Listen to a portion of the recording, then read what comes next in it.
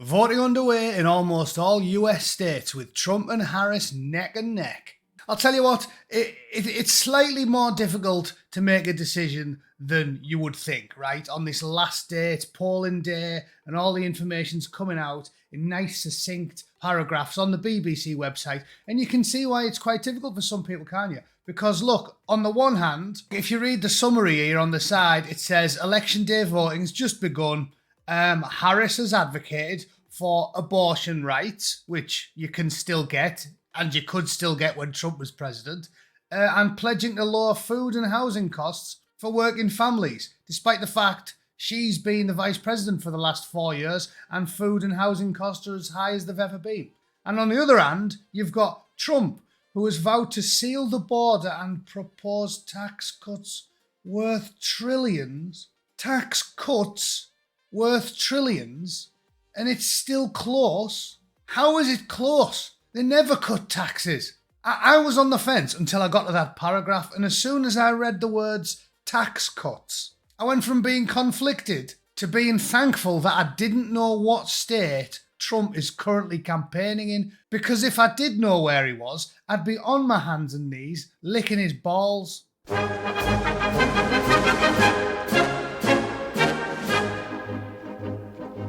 All right, ladies and gents, it's election day.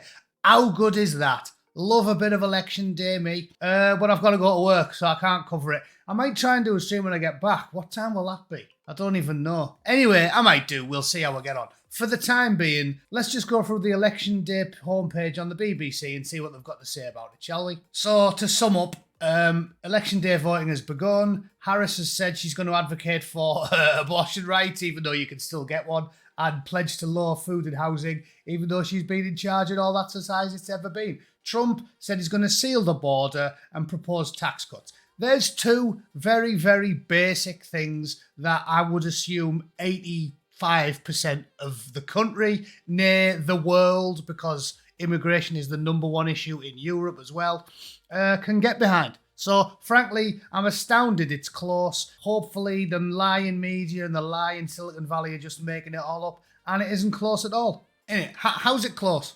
How's it close? Picking between those two sets of policies is like choosing between a gentle slap on the wrist or a full-blown hoof in the bollocks with diving boots. It's a choice between a gentle tap on the wrist off Mary Berry or a kick in the nads off Herman Munster. It doesn't seem like it's a complex question to me, but what do I know, Americans aren't just choosing the president, they're also picking members of the US Congress, and some states are voting on abortion rights. More than 82 million people have voted before election day. Check our poll tracker here. If you look at the poll tracker, as usual, the BBC's got Kamala Harris ahead because they probably use the same method of counting as Diane Abacus does. And the swing states is an interesting one because traditionally, the swing states have all been very far ahead for the Democrats, as Republicans like to vote on the day. So, judging by these numbers, you would assume Trump can easily win all 7 swing states.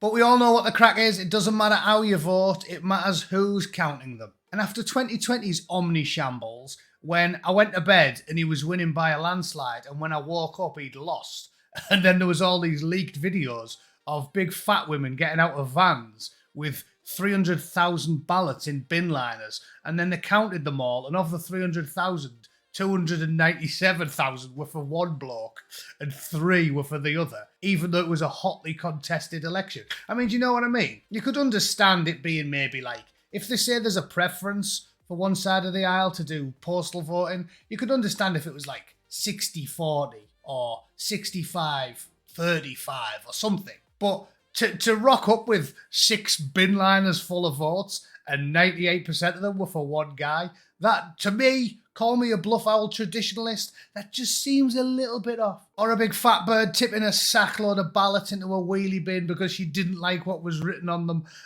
We've all seen the videos. So, ultimately, it does seem like the United States, it's depressing to say so. For when you look at it from outside and you think of the United States as a shining beacon on a hill, it's not. It's just as corrupt as all the rest of them. It's like a banana republic. The French can run an election better than the Americans. What does that say about it? What does that say about the state of things over here? The French aren't good at anything. The one thing that's astounded me about the French is that they call Americans arrogant. They say, the Americans, they're arrogant. And I'm always like, yeah, but they've got the world's biggest economy. They won 2 world wars. They've got Silicon Valley, Hollywood, all the best universities. So yeah, they're arrogant, but at least they have a reason to be. You, with body odour, garlic breath, and a history of loss and misery and chopping people's heads off, you're arrogant and you haven't done anything. So that's a bit weird, isn't it? It's very rich a Frenchman criticising an American for being arrogant. At least they're arrogant and they're actually useful. Also, I've got a soft spot for my fellow Americans because they inherited their deep-rooted Francophobia from their English cousins. Anyway, I went off on a tangent. It's ludicrous. They're already setting it up so the fix is in, as evidenced by this headline. When will we know who has won the US election? When will we know? It's really, really hard to count bits of paper. It's dead hard. That's why in the UK they can manage it in 24 hours. And in France they can manage it in 24 hours. But in the United States, curiously, they need weeks and weeks, possibly to get bin liners full of the right votes into the right places on time. But that's just me being cynical, isn't it? That's just me being cynical. In the 2020 election, US TV networks didn't declare Joe Biden the winner until 4 days after the election day. So there you go. I mean, yeah, call me cynical. It looks well dodgy. It looks well dodgy already. The fact that the Americans lead the world in almost every industry, but when it comes to voting, they're about as competent as a partially sighted, one-armed Royal Mail postal worker, it genuinely beggars belief. So I don't believe anything I read anymore. It's going to be down to random chance or whether or not the Republicans have hired enough armies of lawyers to be poll watchers and look for shenanigans. But I am not confident. I'm confident about the decision the people are going to make, but I ain't confident about the people counting the votes. So we'll see. We'll get what we're given. I have often said you don't generally get to vote your way out of authoritarianism, so I would assume the powers that be won't let Trump win, no matter how the polls go. So we'll see. I'm deeply cynical. It's impossible not to be when you keep reading all these stories about how difficult it is to count bits of paper in the same fashion that the French can do it and wrap things up in 18 hours. So I'm very, very cynical. But we'll see what's going to happen. All right? If I get the chance tonight, I might do a stream. We'll see.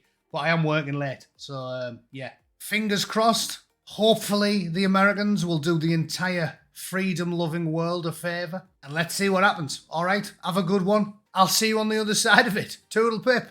Cheers.